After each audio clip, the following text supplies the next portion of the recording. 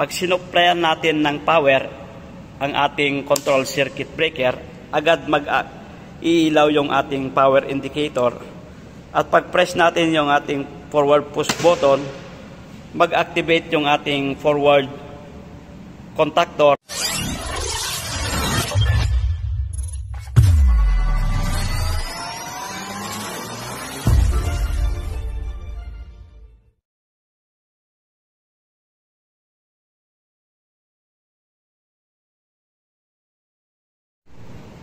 Ito pala mga kamaster yung kanyang control circuit ladder diagram or schematic diagram ng ating forward reverse Y delta. Ito yung kanyang control circuit breaker. Pag sinuplayan natin ng power, ang ating L1, kukonect dito sa ating stop button, patungo dito sa kanyang start. At ang ating neutral, kukonect naman dito sa ating normally closed ng ating overload, papunta rito sa kanyang common lines.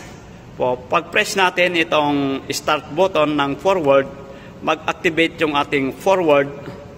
Pag nag-change position ang kanyang auxiliary contact, sabay mag-activate yung ating Y at ang ating timer. So pag na-reach ni timer ang kanyang delay setting, mag-change position ang kanyang contact, mag-deactivate ang ating Y at mag-activate naman yung ating delta to complete the circuit of forward Y delta.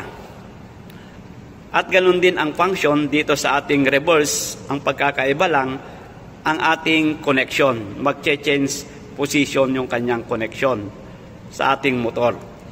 So, pag-press natin ang ating start button ng ating reverse, mag-activate ang ating reverse at pag nag-change position ang kanyang auxiliary contact, kasabay mag-activate yung ating Y at timer.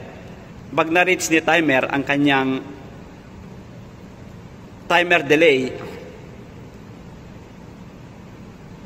mag-deactivate yung ating Y at mag-activate naman yung ating delta to complete the reverse Y delta. So, ganun lang yung kasimple yung ating trabaho ng ating control circuit ng forward reverse Y delta. Dadako naman tayo sa kanyang power circuit, mga kamaster. So, check. So, ito naman mga kamaster yung kanyang power circuit ladder diagram ng ating forward reverse Y delta. So, as you can see sa ating diagram, napakasimple lang kaysa yung sa ating control circuit.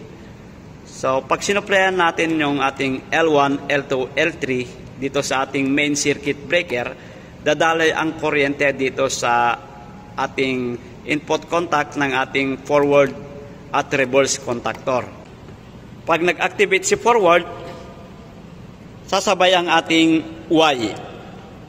Pag na-reach ni timer ang kanyang setting, tsaka mag-delta. So, ganun lang kasimple yung ating power circuit. Forward, Y, timer, delta. At ganun din ang function dito sa ating reverse. Pag nag-activate si reverse, kasabay ang ating Y, timer, pag nag-timer, tsaka mag-delta to complete the whole circuit ng forward reverse Y delta. So, ganun lang kasimple ang pagpapaliwanag ko dito sa ating power circuit.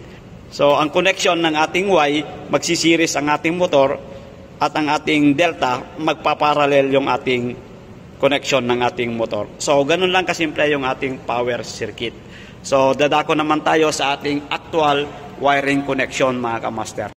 Ito pala mga kamaster yung kanyang actual wiring connection. Pag sinuplayan natin ng power ang ating control circuit breaker, agad mag-iilaw yung ating power indicator. At pag press natin yung ating forward push button, mag-activate yung ating forward contactor. At pag nag-change position ang kanyang auxiliary contact, mag-activate ang Y at timer. Pag na-reach ni timer yung kanyang delay setting, mag-deactivate ang ating Y at mag-activate naman yung ating delta to complete the forward Y delta. So pag-press naman natin ang ating reverse push button, mag-activate ang ating reverse contactor, at pag nag-change position ang kanyang auxiliary contact, mag-activate yung ating Y at timer. Pag na-reach ni timer ang kanyang delay setting, mag-deactivate ang Y at mag-activate naman yung ating delta to complete the reverse Y delta. So yun lang mga kamaster.